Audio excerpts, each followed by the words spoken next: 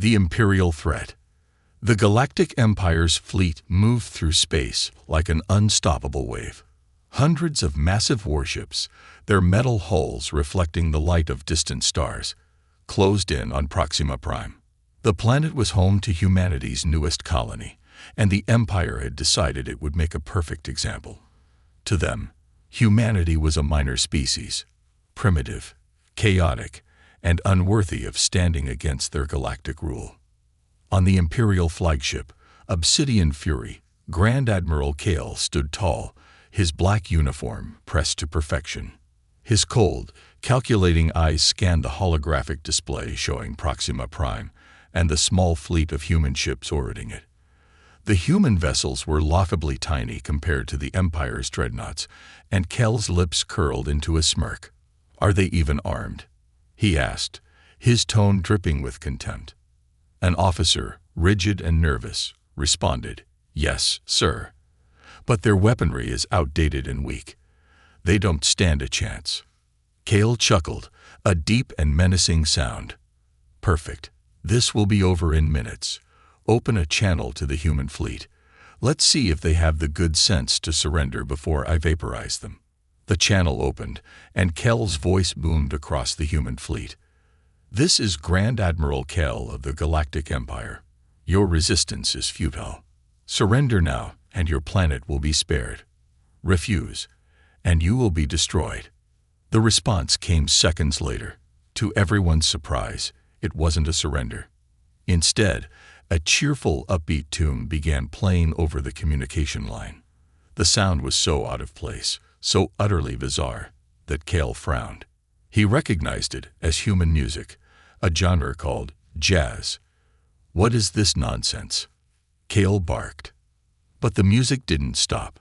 In fact, it got louder. And then, to make matters worse, a human voice interrupted the melody. "This is Captain Lena Brooks of the human fleet," the voice said, her tone light and almost mocking. "We hear you loud and clear, Admiral Fancy Boots, but surrender. Nah, that's not really our style. We've got snacks, memes, and a whole lot of surprises for you." The bridge of the Obsidian Fury fell silent, stunned by the unexpected response. Then Kel's face twisted with anger. "They dare mock us. Prepare to fire." The crew scrambled to carry out his orders, but something strange was happening. The holographic screens displaying the human fleet began to glitch. Random symbols and strange images, what looked like dancing cats and laughing faces, appeared on the Empire's tactical systems. "Sir, their signals are interfering with our systems," an officer shouted. Kel's fist slammed down on the control panel. "How? Their technology is inferior." Meanwhile, on the human side, Captain Brooks leaned back in her chair, grinning as her crew worked efficiently. They had expected the Empire to underestimate them, and that was exactly what they were counting on. "Phase 1 is a success," Brooks said. "Keep broadcasting the distraction package. Let's buy ourselves some time." The human fleet wasn't as helpless as it seemed. Their ships were small and outdated on the surface, but beneath their quirky exteriors lay advanced cloaking systems, electromagnetic disruptors, and AI-driven tactics. More importantly, humanity had learned that brute strength wasn't always the answer. Creativity, unpredictability, and a sense of humor could be just as powerful. Back on the Obsidian Fury, chaos was spreading. The Grand Admiral watched in disbelief as human ships darted around his fleet like mosquitoes, dodging laser fire with movements that seemed random but were clearly deliberate. The Empire's weapons, designed for large-scale battles against equally rigid foes, struggled to lock onto these unpredictable targets. "Sir, should we adjust our formation?" the first officer asked cautiously. Kel sneered. "No. Crush them. These clowns won't make fools of us." But the clowns were doing just that. One human ship sent a short transmission directly to the Imperial flagship. Why did the Empire cross the galaxy? To get schooled by humans. The message was followed by more music. This time, an old Earth song with lyrics about staying alive. It played loudly over every Imperial channel, forcing the crew to shut down their comm systems to concentrate. Cal's anger boiled over. Enough of this. Fire the ion cannons. Destroy them all. The massive cannons on the Obsidian Fury began to charge, their energy cores glowing a menacing red. On the human flagship, Brooks watched the buildup of power on her tactical screen. Her grin faded, replaced by determination. "Here it comes," she said. "All ships, prepare for Phase 2. As the Imperial fleet readied to unleash its destructive power, the human fleet began to spread out, their movements chaotic and unpredictable. One by one, they activated their cloaking systems, disappearing from view. Cal's eyes narrowed. Where did they go? Find them. But the answer came too late. From the shadows, the human fleet reappeared, now positioned dangerously close to the Empire's flagship. The humans had baited the Empire into firing at empty space, wasting precious energy. Brooks's voice came through the Empire's speakers again, calm and confident. "Nice try, Admiral. But maybe you should lighten up a bit. This is going to be fun. For us, at least." Cal clenched his fists, his mind racing. The humans weren't fighting like anyone he'd faced before. They weren't predictable. They weren't afraid. And that terrified him. As the human fleet closed in, their bizarre and creative tactics disrupting every Imperial plan, one thing became clear: this wasn't going to be an easy victory. For the first time, Grand Admiral Cal began to feel the slightest chill of doubt. A tactical joke. The air on the bridge of the Obsidian Fury was heavy with tension. Grand Admiral Cal paced back and forth, his boots clicking against the polished floor. The humans were not acting like any enemy he had faced. Their ships moved erratically. Their signals flooded Imperial systems with nonsense, and their taunting transmissions were infuriating. Cal stopped abruptly. "Where are they now?" "Still scattered, sir," an officer replied. "Their movements don't follow any known tactical pattern." Cal scowled. "Of course they don't. These primitives have no strategy. They're throwing chaos at us." But then, another transmission came through, this time addressed directly to Cal.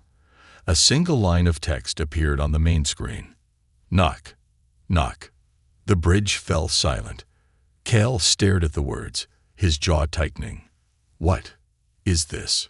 "Sir," one of the younger officers hesitated. It's a joke. A human joke." Cal's glare could have melted steel. "I know what a joke is. But why send it in the middle of a battle? Respond to them." The officer hesitated again but obeyed. Who's there?" More text appeared on the screen, interrupting Empire. Before Cal could demand an explanation, the message changed again. "Namu-o." A loud, absurd sound, like an earth cow, blared across the speakers. The bridge crew froze, stunned. Then one of the officers accidentally let out a snort. Cal turned his icy glare on the offender, silencing him instantly. "This is absurd," Cal bellowed. "They think this is a game. Fire on their flagship. Show them what real power looks like." The Empire's weapon systems locked onto the human flagship, Odyssey. Massive ion cannons began charging, and Cal grinned, confident that this would end the humans' antics. But as the Obsidian Fury prepared to fire, a fleet of holographic human ships appeared out of nowhere. Identical in appearance to the real ones, they spread out in every direction. "Multiple targets detected," the weapons officer shouted. "We've lost lock-on." Cal slammed his fists on the console. "What now?" "Identify the real ones and fire immediately." The officer worked furiously, but the holograms kept shifting positions, overlapping with the real ships. Meanwhile, human ships, both real and fake, began broadcasting yet another strange signal. This time, it was a compilation of ancient Earth jokes, each one delivered with exaggerated laughter. "What do you call a space pirate with 2 eyes?" the voice asked. "A rookie." Laughter followed, echoing through the Imperial fleet's comm systems. "Cut them off." Cal roared. "Shut their transmissions down." "Sir, we're trying." An officer stammered, "But their signals are creating feedback loops. Our systems are locking up." As Cal seethed, the humans made their next move. One of their ships sent out an energy pulse that temporarily blinded the Empire's sensors. In the chaos, 2 human vessels broke through the Imperial lines and sped toward the Obsidian Fury. Cal's crew scrambled to track the approaching ships, but when they finally regained visual contact, the humans had stopped just outside the flagship's firing range. They sent another message. "Admiral Cal, why so serious? We brought you a gift." The crew braced for an attack, but instead, a harmless object was launched from the human ship. It floated toward the Obsidian Fury and stopped just outside the viewport. Cal squinted at the object. It was a large holographic projection of a pie. Before anyone could react, the hologram burst into a dazzling display of confetti and sparkles, completely obscuring the viewport. The humans' laughter echoed over the comms. Cal's face turned red with rage. "Are they mocking us again?" "Yes, sir," the first officer replied grimly, "but it seems to be working. Our crew is distracted." Cal looked around. His once disciplined officers were visibly shaken, some even smirking against their better judgment. The human tactics weren't just confusing, they were undermining the Empire's greatest strength: fear. "They'll regret this," Cal growled. "Prepare all fighters for immediate deployment. We'll crush them ship by ship if we have to." But just as the Empire's fighter squadrons were launching, the human ships made their next move. Using their advanced cloaking technology, they vanished again, leaving the Empire to aimlessly search for invisible targets. Then came the next taunt. "Hey, Empire, why did the fleet cross the galaxy?" "To get pranked by humans." This time, Cal didn't respond. He stared at the tactical display, his hands trembling with fury. How could such an inferior species be causing so much trouble? One of the younger officers whispered to a colleague, "Do you think they're really as primitive as they seem?" Cal heard the question and spun around, his voice booming. "They're fools. They're relying on cheap tricks and jokes. That's not strategy, it's chaos." But deep down, Cal couldn't deny the truth. The humans had turned the Empire's overwhelming power into a liability. Their unpredictable behavior was throwing every Imperial tactic into disarray. As the humans continued their antics, Cal's frustration grew. For the first time in his career, the Grand Admiral of the Galactic Empire wasn't sure how to proceed. And on the human flagship, Captain Brooks leaned back in her chair, grinning. "All right, team. Let's keep the jokes coming. They haven't seen anything yet." Suspense hung thick in the air as both sides prepared for the next round. But one thing was clear. The humans were just getting started. The unseen force. The Obsidian Fury drifted in tense silence, surrounded by confusion and chaos. The Galactic Empire's fleet, once proud and invincible, was reduced to chasing invisible ghosts. Every scanner sweep revealed false readings, every targeting system failed to lock on, and every attempt to regain control was thwarted by human ingenuity, or as Grand Admiral Cal preferred to call it, insulting nonsense. Cal glared at the tactical display, his jaw clenched so tightly it could have shattered steel. "Enough games. Bring the particle sweep online. We'll flush these cowards out of hiding." The officer at the sensor station hesitated. "Sir, the particle sweep is offline. Their jamming signals have infiltrated our secondary systems." Cal's fury boiled over. "How is this possible? They're savages." Before anyone could answer, an alarm blared across the bridge. The comm officer's voice trembled as he reported, "Sir, new contacts detected. A fleet, no, a massive fleet, has decloaked directly behind us." Cal's blood ran cold. He turned to the viewport, and there they were, dozens of human ships shimmering into existence. They had been hiding in the Empire's blind spot, cloaked and waiting for the perfect moment to strike. Surprise! Came Captain Brooks's voice over the comms, cheerful as ever. Did you miss us? The bridge erupted into chaos as officers scrambled to respond. Cal's mind raced. He had underestimated the humans once. He wouldn't make the same mistake twice. All ships form a defensive perimeter around the flagship, Cal barked. We'll crush them here and now.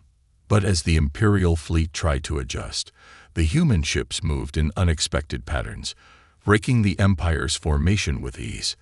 To make matters worse, they continued their bizarre psychological warfare. One of the human ships transmitted a giant holographic projection of a wanted poster that displayed Cal's face with the caption, "Wanted for crimes against fun." The bridge crew suppressed nervous chuckles, but Cal wasn't laughing. "Focus on the battle," he shouted, his voice cracking. Meanwhile, on the human flagship Odyssey, Captain Brooks watched the Empire's reaction with amusement. "Look at them scramble," she said. "They're so predictable." Her first officer, Commander Vega, nodded. "They're too rigid.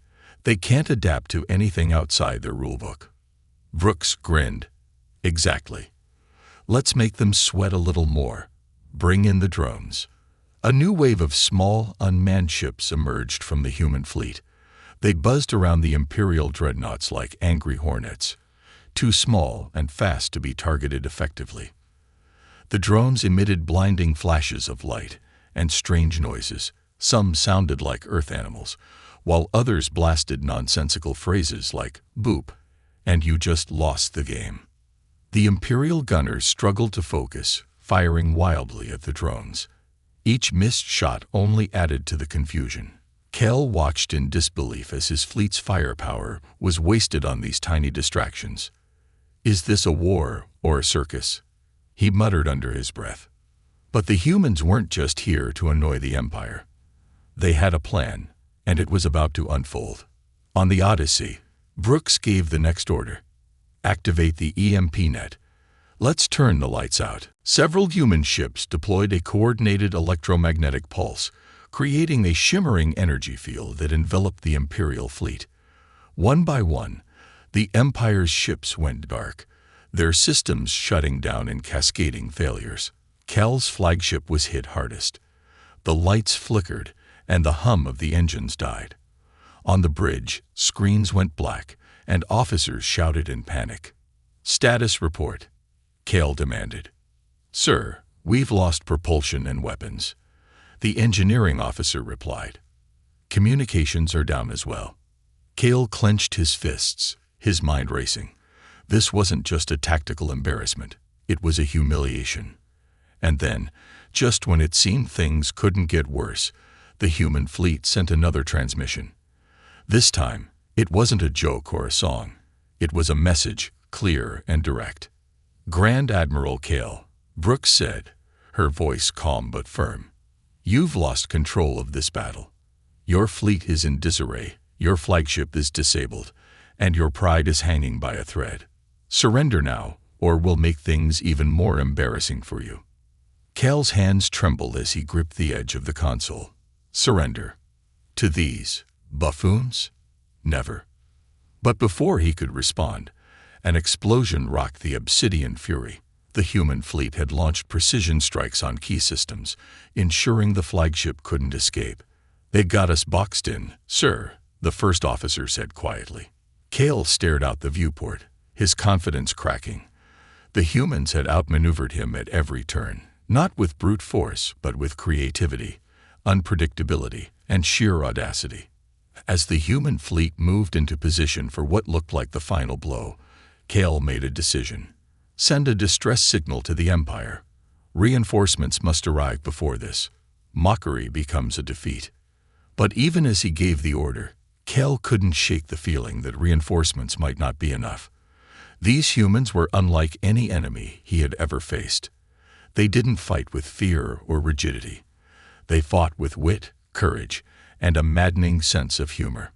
And for the first time in his illustrious career, Grand Admiral Cal felt a flicker of doubt. The human advantage. The Obsidian Fury was dead in space, its once mighty systems reduced to flickering lights and garbled static. Across the bridge, the tension was suffocating. Grand Admiral Kale stood motionless, his face a mask of fury and disbelief. Every attempt to regain control had been met with failure, and the humans were still toying with them. "Sir," the first officer began hesitantly. "The distress signal. It's not transmitting. The humans appear to have hijacked our communication systems." Kale snapped his head toward the officer, his eyes blazing. "Explain." Before the officer could answer, the main screen flickered to life. Instead of Imperial reinforcements or tactical data, a new broadcast appeared. It was a human in an old Earth uniform, sitting in front of what looked like a newsroom set. The man grinned widely and began speaking, as if hosting a show. "Welcome back to Galactic Laughs Live. Tonight's top story. The mighty Galactic Empire gets outwitted by a bunch of scrappy humans. Stay tuned for more highlights of Admiral Kale's most embarrassing moments." The crew on the Obsidian Fury froze. Even Kale, for all his anger, could do nothing but stare as the broadcast continued. The news anchor cut to footage of the Empire's ships flailing against holographic decoys, failing to hit drones, and the infamous Pi hologram exploding over the viewport. "And now," the anchor said with mock seriousness, "a message from the galaxy's newest prank masters, humanity." The screen changed again, showing Captain Brooks aboard the Odyssey. She was lounging in her command chair, a mug of coffee in one hand and an infuriating grin on her face. "Hello again, Admiral Kale," she said casually. "I hope you're enjoying the show. We've got plenty more where that came from. But let's cut to the chase, shall we? You're outgunned, outmaneuvered, and frankly, outclassed. Your fleet can't adapt, and your pride is holding you back. So how about you admit defeat and save yourself the humiliation of losing to more pies?" Cal's hands curled into fists, his nails digging into his palms. "Turn that off," he growled, but the officers were too slow, still mesmerized by the human's audacity. Brooks continued, her tone shifting from playful to serious. "Here's the thing, Admiral. You thought this would be an easy win. You relied on fear and brute force, but that doesn't work on us.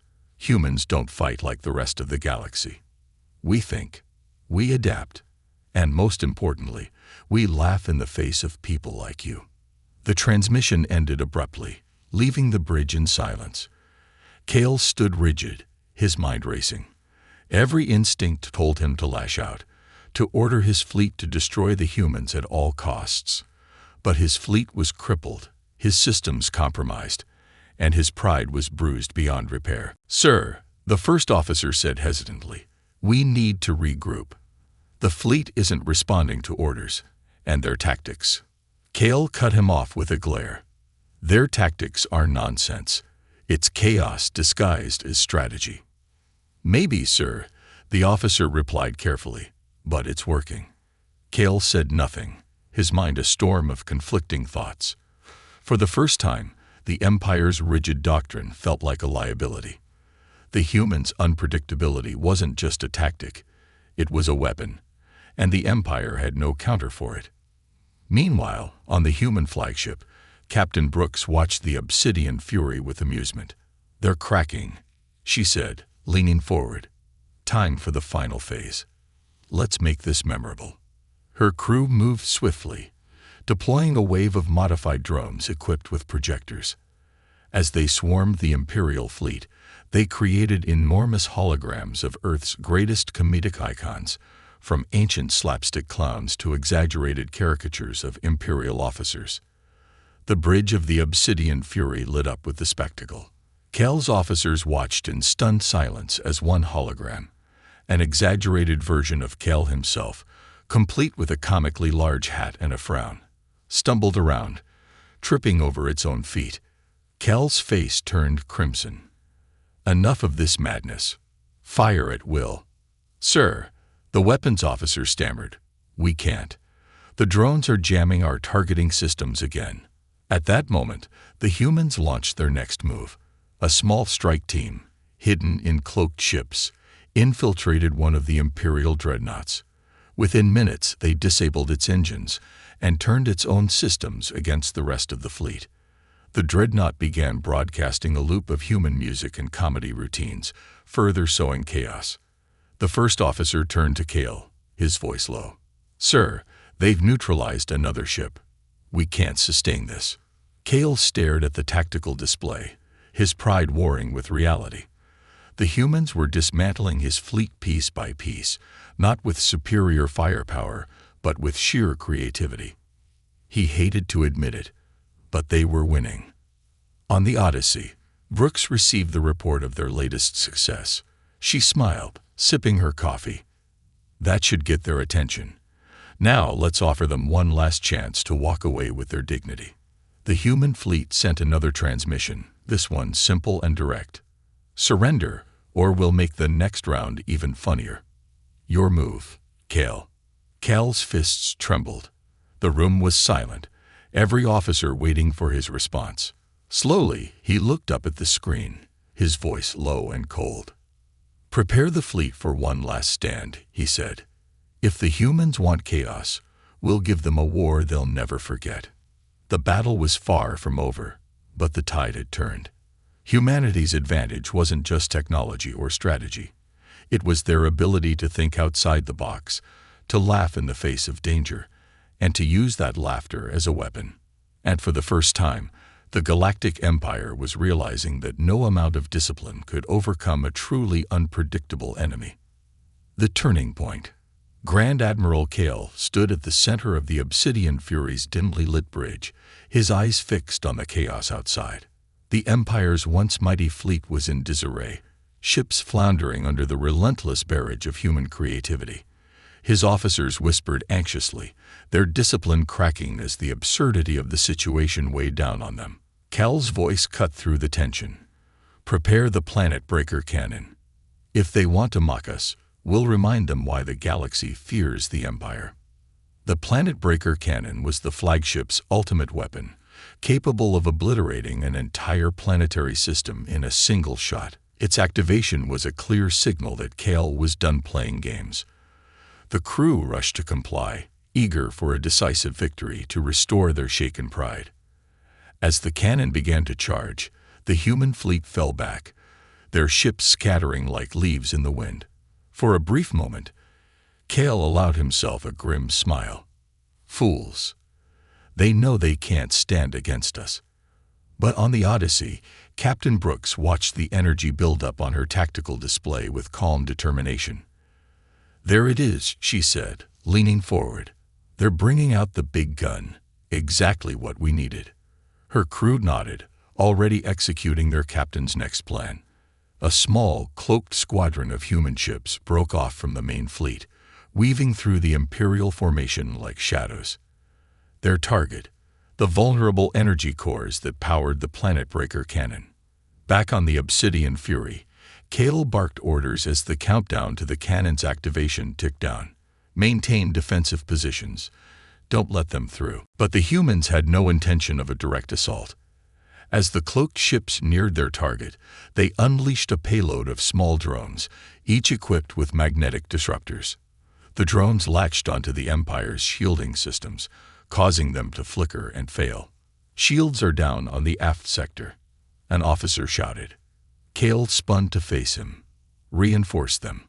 "Impossible, sir. The disruptors are interfering with our control systems." Before Kale could respond, the human ship struck. They targeted the energy conduits feeding the cannon, their weapons precise and surgical. Sparks erupted along the length of the Obsidian Fury, and alarms blared as the cannon's charging sequence faltered. Kale gripped the console, his knuckles white. "They're sabotaging the cannon. Stop them." But it was too late. The human strike team delivered their final blow, overloading the cannon systems. Instead of firing, the weapon's energy dispersed in a spectacular explosion of harmless light and sound. The bridge crew stared in disbelief as the screen filled with a dazzling display of colors, accompanied by Earth circus music. Cal's jaw dropped. The humans had transformed his ultimate weapon into a galactic joke. The humiliation was complete when a massive holographic banner appeared in front of the flagship, reading, "Better luck next time, Kale." The bridge erupted in chaos as officers scrambled to regain control. Kale slammed his fist against the console, his voice trembling with rage. "They've made a mockery of the Empire. We cannot let this stand." Meanwhile, the human fleet capitalized on the confusion. Brooks ordered her ships to close in, their formations tight and coordinated.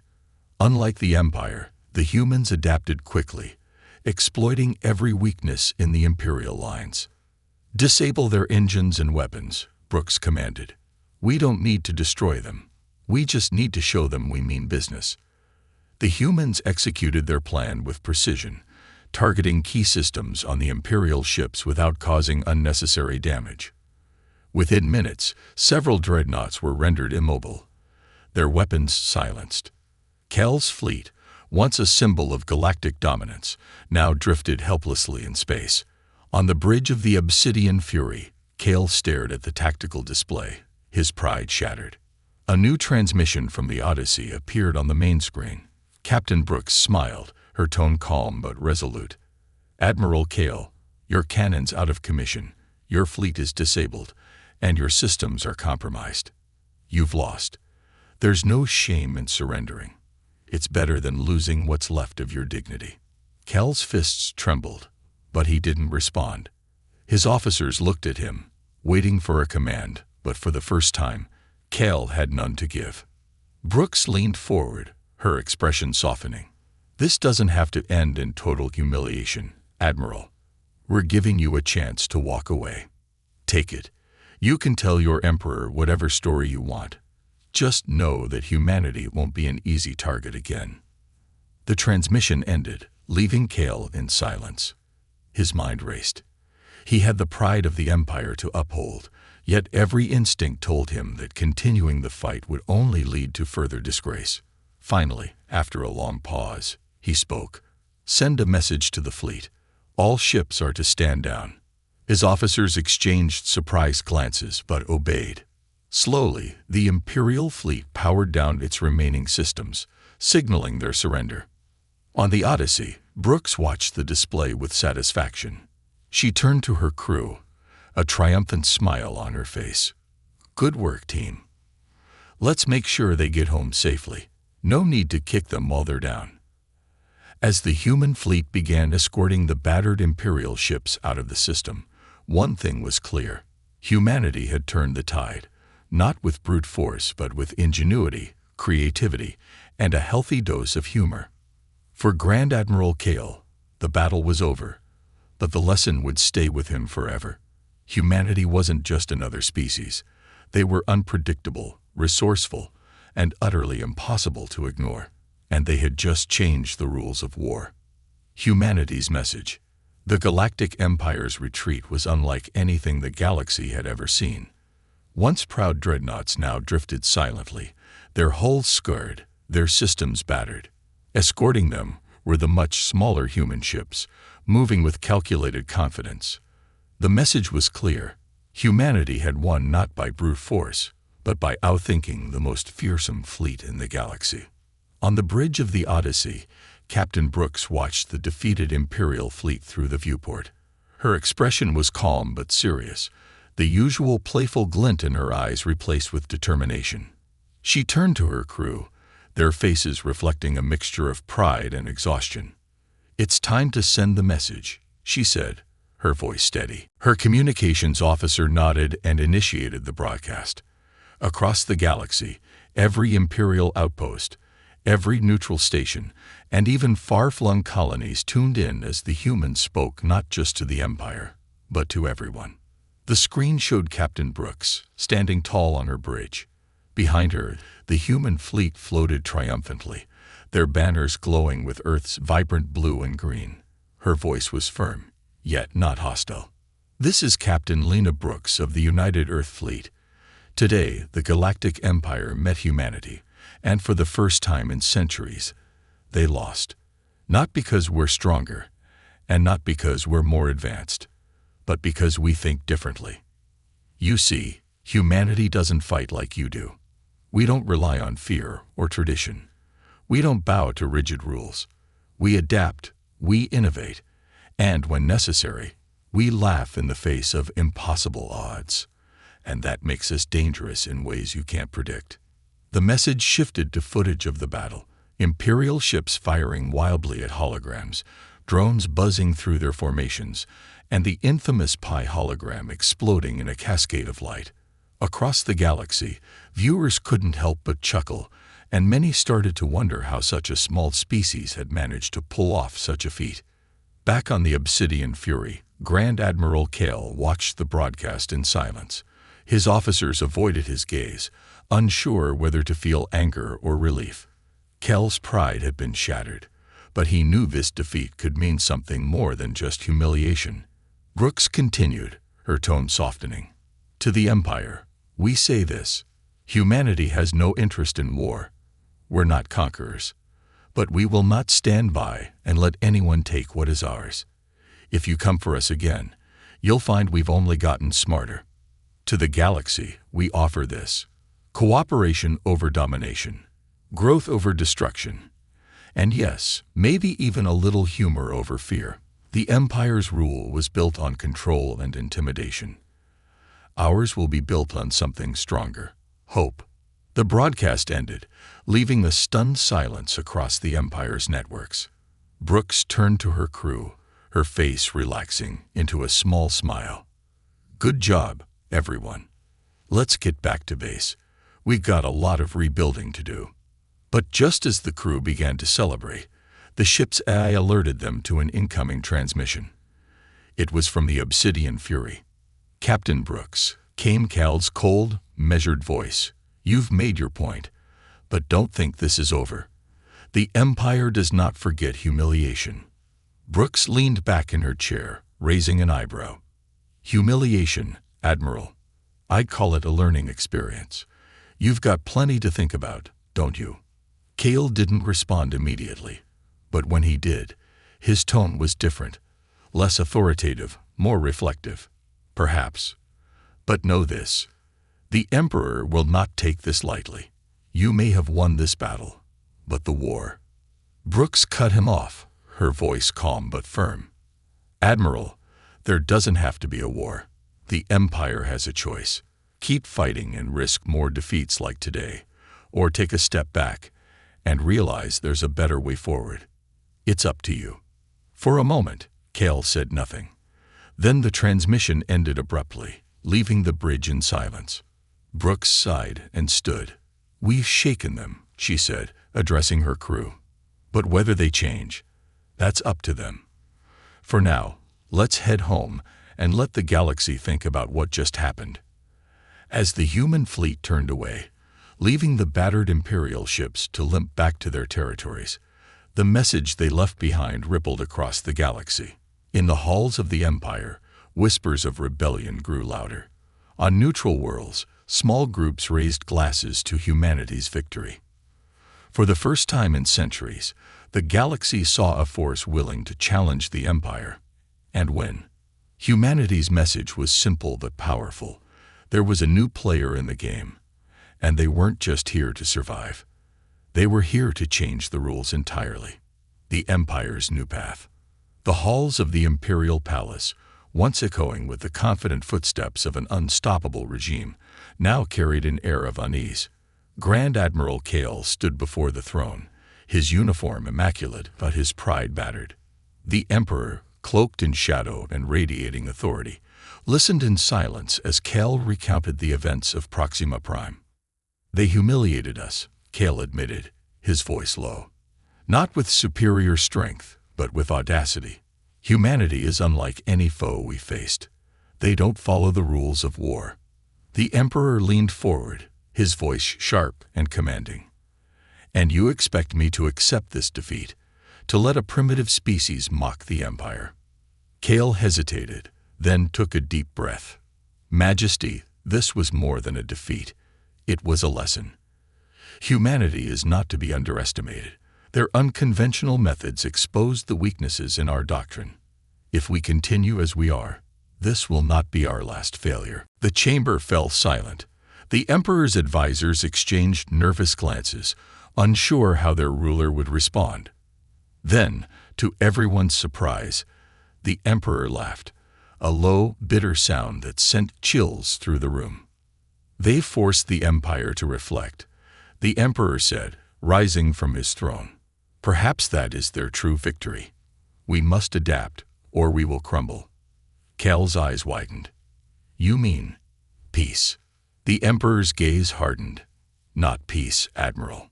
Not yet. But change. Across the galaxy, the aftermath of humanity's victory continued to ripple. On neutral worlds, small colonies once oppressed by the Empire began to hope. On trading hubs and distant outposts, people whispered about the humans' message: cooperation, growth, and most shockingly, laughter. On Earth, celebrations were already underway. Captain Brooks, now a galactic icon, stood on a stage addressing a cheering crowd. Behind her, massive screens displayed highlights of the battle, the holographic pie, the swarm of drones, and the final defeat of the Empire's fleet. Brooks raised her hand, and the crowd quieted. This victory isn't just for humanity. It's for everyone who's ever been told they can't fight back, that they can't win because they're not strong enough. We proved that strength isn't just about firepower. It's about creativity, unity, and knowing when to laugh in the face of impossible odds. The crowd erupted into cheers. Meanwhile, in the heart of the Empire, change was already beginning. Cal, now tasked with reevaluating the Empire's strategies, convened with his officers. But this meeting was unlike any he'd led before. We relied too much on fear, Cal admitted, pacing the room. Fear works only as long as your enemy doesn't laugh at you. Humanity showed us that. An officer hesitated before speaking. What do we do now, sir? If we can't rule through fear, what's left? Cal stopped and turned to the group, his expression serious. We learn from them. Adaptability, creativity, and even humor. These are strengths we've ignored. If we want to survive, we must evolve. The room fell silent, but the seeds of a new philosophy had been planted. Months later, the galaxy witnessed an unprecedented event. The Emperor, long known for his iron-fisted rule, called a press conference. His image was broadcast to every corner of the galaxy, and his words shocked everyone. The Empire has ruled through power for centuries, he began. But power without wisdom leads only to ruin. Humanity's actions forced us to see our flaws, and for that, we owe them a debt. Gasps rippled through the audience. To humanity, we offer a truce, not out of fear, but respect. And to the galaxy, we offer a promise. The Empire will change. We will no longer conquer through fear, but seek to lead through understanding and strength of purpose. The message spread like wildfire, sparking debates and celebrations across countless worlds. The galaxy had never seen the Empire humbled, let alone willing to change. Back on the Odyssey, Captain Brooks watched the broadcast with a mix of amusement and satisfaction. Her crew gathered around her, sharing grins and high fives. Well, Brooks said, leaning back in her chair, I didn't think I'd see the day when the Empire thanked us for beating them. Commander Vega chuckled. Do you think they're serious? Brooks shrugged. Maybe. Maybe not. But even if they don't change overnight, we've shaken them. And that's a start. The crew nodded in agreement, their faces reflecting the pride of a species that had just rewritten the rules of galactic politics. The story didn't end there. Humanity's victory against the Empire became the stuff of legend, told and retold across the galaxy. For some, it was a tale of rebellion and ingenuity. For others, it was a reminder that even the greatest powers could fall to unexpected forces. But for humanity, it was something more, proof that they belonged among the stars, not as conquerors or subjects, but as equals. And in the shadows of the galaxy, as new alliances formed and old empires faltered, one thing became certain. The humans weren't just here to stay. They were here to lead, one laugh at a time.